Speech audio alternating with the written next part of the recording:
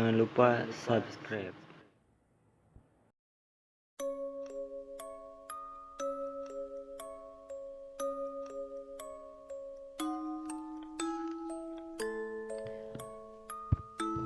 Assalamualaikum warahmatullahi wabarakatuh. Selamat malam buat kalian yang melihat atau mendengarkan video di channel ini. Seperti biasa, saya di sini akan menceritakan hal seram dan misteri. Dan untuk cerita malam hari ini, teror keranda setan.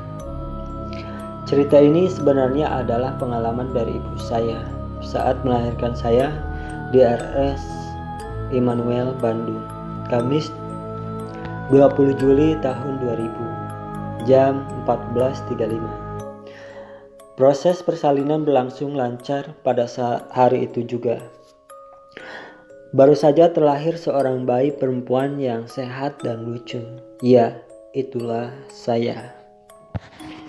Nenek, ayah, kakak, dan saudara-saudara saya yang lain menyambut kedatangan saya dengan gembira dan sukacita.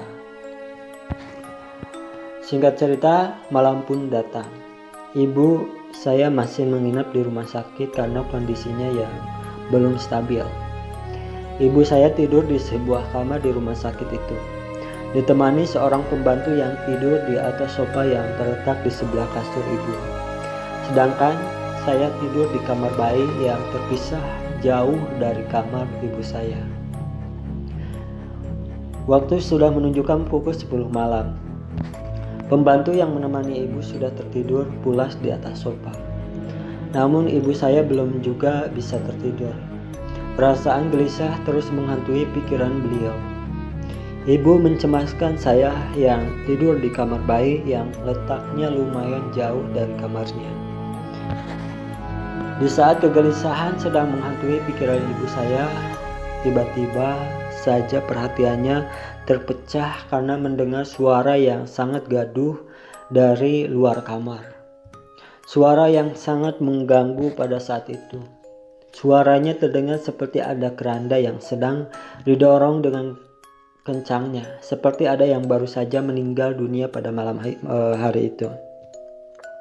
Dan juga terdengar suara isak tangis dari seorang orang, sepertinya keluarganya almarhum. Mereka menangis histeris. Ibu saya pun mulai curiga, sementara suara itu makin lama makin jelas terdengar. Rasanya ibu ingin sekali berjalan turun dari kasur dan mengintip dari luar lubang pintu. Namun ada yang membisikkan pada ibu saya untuk jangan melakukan hal itu, karena akan ada hal buruk yang terjadi. Ibu saya pun mengurungkan niatnya dan memutuskan untuk berdoa saja. Paginya ibu saya bertanya kepada suster yang bertugas pada hari itu. "Suster, tadi malam ada yang meninggal ya?" tanya ibu saya. "Iya bu, ada." "Ibu tahu dari mana ya?" tanya suster. "Tadi malam saya mendengar seperti ada sebuah keranda melewati ruangan ini. Isak tangis orang-orang pun terdengar." Ibu menjelaskannya. "Apa? Ibu nggak salah dengar. Memang tadi malam ada yang meninggal. Tapi nggak lewat sini bu. Yang meninggal itu langsung dibawa ke kamar jenazah.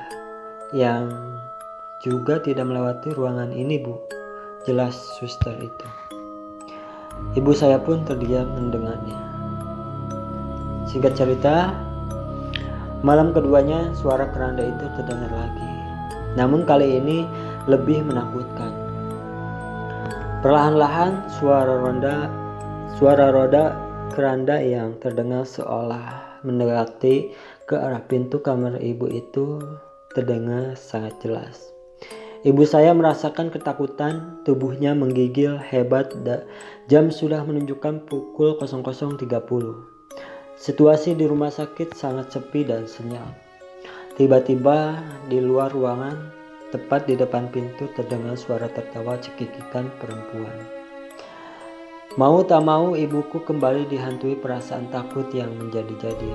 Terkadang Suara tertawa perempuan di luar pintu itu berubah menjadi tangisan yang memilukan. Esok harinya ibu saya yang sudah tidak kuat lagi memutuskan untuk pulang ke rumah saja. Saking terburu-burunya popok milik rumah sakit yang saya gunakan pun ikut terbawa pulang. Popok yang terbawa cuma satu, yaitu yang saya gunakan. Itulah cerita untuk malam hari ini. Tinggalkan like, comment, share, dan subscribe, dan jangan lupa nyalain loncengnya biar nggak ketinggalan jika ada video-video baru di channel ini. Terima kasih. Assalamualaikum warahmatullahi wabarakatuh.